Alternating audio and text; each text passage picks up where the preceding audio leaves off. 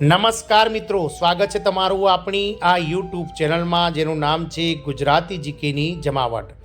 તો રાજ્યભરના 27 જેટલા વિભાગો તેમજ અલગ અલગ બોર્ડ નિગમ્સ અને અનુદાનિત તથા મિત્રો જે રાજ્ય સરકાર હસ્તગત સંસ્થાઓ છે તેમાં કામ કરતા આઉટસોર્સ કોન્ટ્રાક્ટ અને મિત્રો માનદ વેતન ધરાવતા કામદારો માટે રાજ્ય સરકાર દ્વારા ગતરોજ અતિ મહત્વનો પરિપત્ર બહાર પાડવામાં આવ્યો છે, જેમાં મિત્રો હવે લઘુત્તમ વેતન પરનો જે પ્રતિબંધ છે તે હટાવી લેવામાં આવ્યો છે અને હવે કર્મચારી કે જે આઉટસોર્સ કોન્ટ્રાક્ટ અથવા તો જે છે તે મિત્રો અલગ અલગ જે માનદ વેતન મેળવતા કર્મચારીઓ છે તેમને હવે સંપૂર્ણ વેતન ચૂકવણી ટૂંક સમયમાં ઉપલબ્ધ કરવામાં આવશે અને આઉટસોર્સ કોન્ટ્રાક્ટ કામદારોને લઘુત્તમ વેતન પણ પૂરેપૂરું આપવામાં આવશે તેવો નિર્ણય રાજ્ય સરકાર દ્વારા ગતરોજ લેવામાં આવ્યો છે।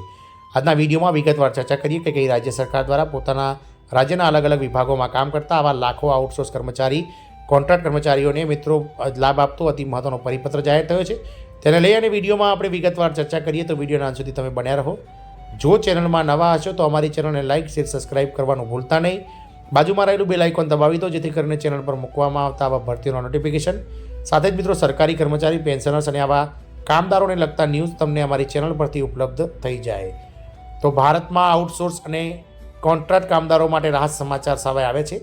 કેન્દ્ર સરકાર દ્વારા કામદારોના લઘુત્તમ વેતન પરનો પ્રતિબંધ દૂર કરવાનો નિર્ણય લેવામાં આવ્યો છે। આનાથી લાખો કર્મચારીઓને ફાયદો થવાની આશા છે। આ પગલાંને શ્રમ કાયદામાં સુધારાની દિશામાં એક મહત્વપૂર્ણ પગલું માનવામાં આવી રહ્યું છે। આ નવી સિસ્ટમ હેઠળ આઉટસોર્સ અને કોન્ટ્રાક્ટ કામદારોને તેમના કામ મુજબ યોગ્ય વેતન મળવાની આશા વધી ગઈ છે। સરકારનો આ નિર્ણય આ કર્મચારીઓના જીવન ધોરણમાં સુધારો લાવવા અને તેમને આર્થિક સુરક્ષા આપવાના ઉદ્દેશથી લેવામાં આવે છે। જોકે આ નીતિના અમલીકરણ અને તેની અસરને લઈ અને ઘણા પ્રશ્નો ઊભા થઈ રહ્યા છે।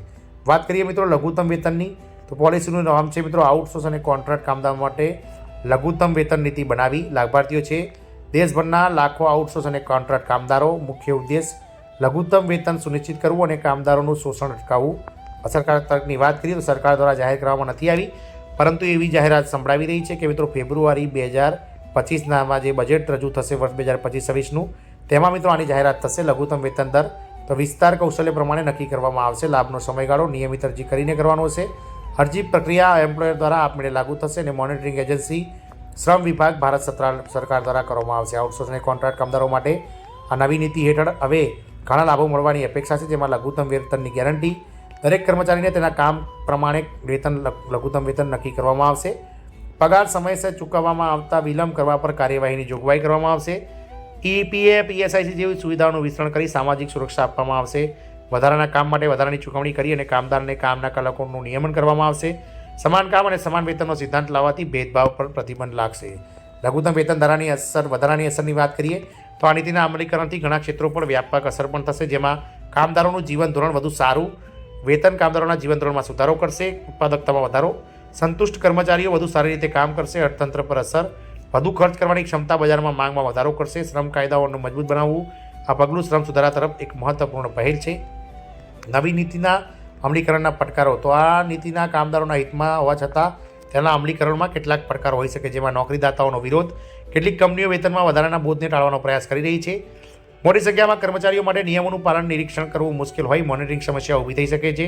અસંગઠિત ક્ષેત્રોમાં કામદારો સુધી પહોંચવું પડકારજનક હોઈ શકે છે, તેમજ પ્રાદેશિક અસમાનતાઓ, વિવિધ રાજ્યોમાં વિવિધ લઘુત્તમ વેતન દરો હોય છે જે સમસ્યાઓ તરફ દોરી જાય છે। સરકારની ભૂમિકા અને જવાબદારી તો આ નીતિને સફળ બનાવવા માટે સરકાર દ્વારા કાનૂની માળખું બનાવવું પડશે, જે મિત્રો આ નીતિને કાનૂની જોગવાઈઓનું નિર્માણનું અમલીકરણ કરે। જાગૃતિ અભિયાન, નવી નીતિ વિશે કામદારો અને નોકરીદાતાઓ તેમજ કંપનીઓને જાણ કરવી પડશે। કામદારોની ફરિયાદોનો ઝડપથી નિકાલ કરવા માટે ફરિયાદ નિવારણ વિભાગ બનાવવો પડશે। કાર્યસ્થળો પર નિયમિત તપાસ અને દેખરેખ માટે નિયમિત નિરીક્ષણ કરવું પડશે અને વેતન અને રોજગારનું ડેટા નિયમન, સંકલન અને વિશ્લેષણ કરવું જરૂરી છે। નોકરીદાતાઓની ભૂમિકાઓની વાત કરીએ તો નવી નીતિ હેઠળ નોકરીદાતાઓને તમામ કર્મચારીઓના પગારનો ચોક્કસ અને પારદર્શક રેકોર્ડ રાખવો પડશે, સમયસર પગાર ચૂકવવો પડશે, કાર્યસ્થળ પર સલામતી અને આરોગ્યનું એટલે કે સેફટીનું જે છે તે મિત્રો નિયમોનું પાલન કરવું પડશે।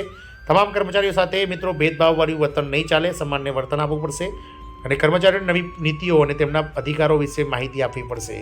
કામદારો અને અધિકારો અને તેમના ફરજોની વાત કરીએ તો લઘુત્તમ વેતનનો અધિકાર, સલામત કાર્ય વાતાવરણ, સામાજિક સુરક્ષા લાભો, બિન ભેદભાવપૂર્ણ સારવાર અને ફરિયાદ નિવારણનો અધિકારી। ફરજની વાત કરીએ તો કામના નિયમોનું પાલન કરવું, ગુણવત્તાયુક્ત કાર્ય કરવું, કાર્યસ્થળ પર શિસ્ત જાળવવી, સહકર્મીઓ સાથે આદરપૂર્વક વર્તન કરવું। લઘુત્તમ વેતન નીતિની આર્થિક અસરની વાત કરીએ તો દેશના અર્થતંત્ર પર તેની વ્યાપક અસર થશે, જેમાં ઊંચા પગારથી લોકોની ખરીદ સ્થિતિમાં વધારો થશે, જેનાથી બજારમાં માંગમાં વધારો થશે। વધુ સારા પગાર કર્મચારીનું મનોબળ વધારશે, જે ઉત્પાદકતામાં સુધારો લાવશે. લઘુત્તમ વેતન ગરીબી રેખા નીચે જીવતા લોકોની ઘટાડવામાં મદદ કરશે. અસમાનતામાં ઘટાડો એટલે કે લઘુત્તમ વેતન આવકની અસમાનતામાં ઘટાડવામાં ફાળો આપશે. આ નીતિ અનૌપચારિક ક્ષેત્રમાં કામદારોને ઔપચારિક ક્ષેત્રમાં આવવા પ્રોત્સાહિત કરશે. આથી અર્થતંત્રનું ઔપચારિકરણ થશે. લઘુત્તમ વેતન નીતિની સામાજિક અસર, તો આ નીતિનું સામાજિક અસર જે છે તે હકારાત્મક થશે, જેમાં જે તે વેતન મેળવતા કામદારોના જીવન ધોરણમાં સુધારો થશે. વધુ આવક સાથે લોકો પોતાના બાળકના શિક્ષણ પર પણ ધ્યાન આપી શકશે. સારી આવક લોકોને તેમના સ્વાસ્થ્ય પર વધુ ખર્ચ કરવા માટે પ્રેરશે. લઘુત્તમ વેતન સામાજિક સુરક્ષાનો મહત્વપૂર્ણ આધારસ્તંભ બનશે અને સમાન કામ માટે સમાન વેતન સસ્તાંત લિંગ ભેદભાવ ઘટાડવામાં મદદ કરશે. લઘુત્તમ વેતન નીતિની નકારાત્મક અસરની વાત કરીએ તો રોજગારમાં ઘટાડો. કેટલાક નોકરીદાતાઓ પગાર વધારાના બોજને ટાળવા માટે કર્મચારીઓની સંખ્યા ઘટાડી શકે છે. નાના અને મધ્યમ ઉદ્યોગો પર નાણાકીય દબાણ વધી શકે છે. ફુગાવાની વાત કરીએ તો વેતનમાં વધારો ભાવમાં વધારા તરફ દોરી શકે છે. અનૌપચારિક રોજગારમાં વધારો, કેટલાક એમ્પ્લોયરો કાયદાથી બચવા માટે અનૌપચારિક રોજગાર તરફ વળશે. અને સ્પર્ધાત્મક અસરની વાત કરીએ તો આંતરરાષ્ટ્રીય બજારમાં ભારતીય કંપનીઓની સ્પર્ધાત્મક અસર થઈ શકે છે. આ મિત્રો અલગ અલગ લઘુત્તમ વેતનમાં વધારો થતાં કર્મચારી અને કંપનીઓ પર શું અસર થશે તેના વિશે આજના વિડીયોમાં આપણે વિગતવાર ચર્ચા કરી. જય હિન્દ, અસ્તુ.